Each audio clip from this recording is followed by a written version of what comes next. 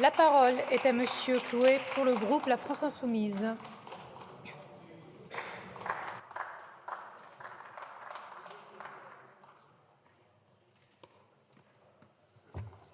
Bonne année, meilleurs vœux.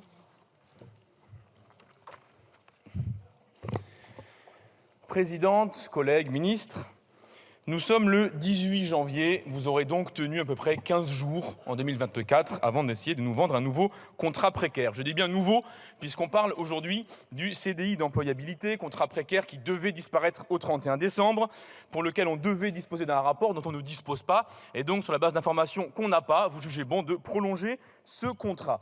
Alors, pourquoi parler d'un contrat précaire? Car ce CDI d'employabilité, comme il s'appelle, est un contrat que vous signez avec une entreprise qui vous met à disposition d'une autre entreprise qui est utilisatrice. Et c'est là, en fait, qu'est l'intérêt et qu'est le piège, puisque le salarié qui a signé ce contrat n'a pas accès ni aux avantages du CSE, par exemple le repas du personnel, les bons d'achat, les tickets restaurants, les places de cinéma, tout ça, ça saute. Le salarié qui a signé ce CDI d'employabilité n'est pas non plus protégé par les conventions collectives qui couvrent l'entreprise utilisatrice. Alors on a bien compris avec notre collègue Marguerite que vous comptez déjà retirer la protection des conventions collectives, mais vous avancez peut-être un peu vite en la matière. Par ailleurs, vous ne bénéficiez pas non plus dans ce cadre-là de l'intéressement ou de la participation. Pourtant, vous vous rappelez qu'il y a quelques mois, vous nous avez dit « Nous sommes contre la hausse des salaires puisque nous allons promouvoir la participation et l'intéressement ». En fait, ce que vous vouliez, c'était empêcher la hausse des salaires et maintenant, vous retirez l'intéressement et la participation à une partie du salariat. Bilan des salaires qui sont extrêmement rabougris puisqu'on parle d'un montant, des revenus moyens de 1 800 € bruts. Et comme souvent, en Macronie, il fallait juste inverser les termes pour saisir de quoi on parle. Vous nous dites CDI d'employabilité, en fait, c'est de l'intérim de sous-emploi. Et ce, pour combien de temps? 3 ans en moyenne. C'est la durée moyenne des contrats qui sont signés par ce biais. Eh bien, je vais vous dire, si on exerce une activité professionnelle pendant 3 ans, qu'on est investi dans des projets pendant 3 ans, eh bien, ça s'appelle un CDI, c'est tout.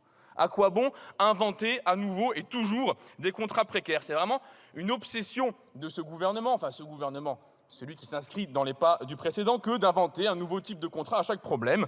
Alors là, vous nous dites qu'il y aurait des problèmes d'insertion, on va créer un contrat pour chaque catégorie de la population en insertion, et puis un jour, ça sera un contrat pour un bissextile. En fait, il fait trop chaud, il fait trop froid, on va faire des contrats parce qu'il pleut. Bref, bon, ça suffit. On ne va pas inventer un contrat précaire à chaque fois que vous nous trouvez un problème sur le marché du travail, qui en plus n'existe pas, puisque ce contrat que vous nous vendez aujourd'hui, au début, visait explicitement à insérer les gens. Or, qui sont les signataires réels de ce contrat?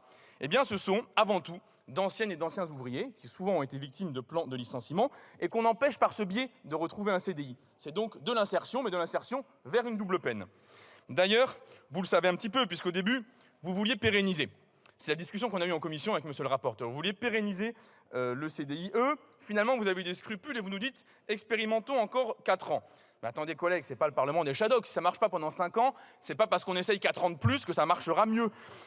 Ce n'est pas le problème au niveau du calendrier, le problème est au niveau du contrat lui-même et des droits qu'il retire aux personnels qui sont couverts et qui le signent. D'autant qu'il faut lire les quelques résultats rares, c'est vrai, de l'expérimentation. Ceci étant, ça ne vous empêchait pas de légiférer sur France Travail. Mais alors que la loi l'impose, les entreprises utilisatrices ne transmettent aucune des informations permettant d'évaluer le contrat, c'est-à-dire le nombre de personnes concernées, c'est-à-dire le détail des missions, c'est-à-dire les formations suivies, etc. etc.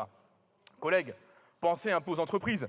Si elles ont des choses à cacher, arrêtons de les obliger à nous les donner et mettons fin à ce CDIE directement en supprimant le dispositif. Notre collègue, M. Viry, a même montré dans son rapport récent que les services ministériels se fondent uniquement sur ce que veulent bien dire les entreprises utilisatrices, c'est-à-dire celles qui ont un intérêt à pérenniser le contrat sur lequel nous légiférons aujourd'hui.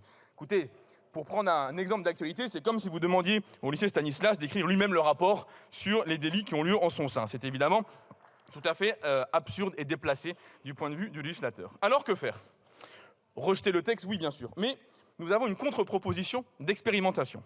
Nous vous proposons de remplacer les contrats précaires par des CDI avec une clause de durée initiale. C'est-à-dire, vous signez un CDI, vous précisez s'il y a une durée, et lorsque la durée arrive à échéance, eh bien, vous justifiez ou pas le licenciement.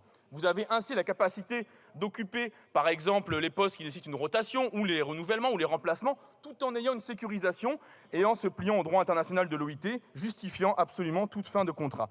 Ce n'est pas une proposition qu'ont inventé les Insoumis, c'est une proposition qui vient, vous le connaissez, de la proposition de Code du travail qui avait été publiée en 2017 au moment de la loi El Khomri. Donc loi El Khomri, dont on se rappelle qu'elle a un peu joué un rôle de société d'intérim permettant à des députés qui avaient signé un contrat à gauche de gouverner à droite. Bref, notre amendement permettrait ainsi un bon texte qui à la fois répond aux questions de souplesse que vous évoquiez mais sécurise intégralement le parcours des salariés. Nous vous proposons de le voter plutôt que de pourrir la vie des gens. Merci. Je vous remercie, Monsieur Clouet. La parole est à Monsieur Viry pour le groupe Les Républicains.